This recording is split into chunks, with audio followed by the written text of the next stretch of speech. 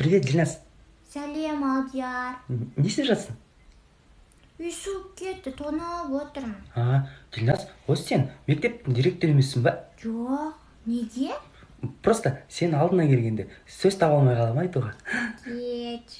Дильназ, осы сен алгебра химия емессің ба? Жоқ, неге? Просто сен кейде түсіну қиын болып кетеді. Дильназ, осы сен ағаш емессің ба? Смысл? Жоқ, типа өміріңе озық беріп тұрасың.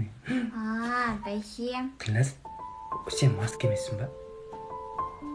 Жоқ, неге?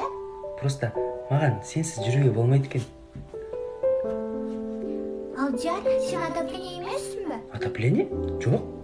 Просто сенімен сөйлесіп едім, жылынып кеттім. Айта алмай ашылып сөзімді білдірмей жаса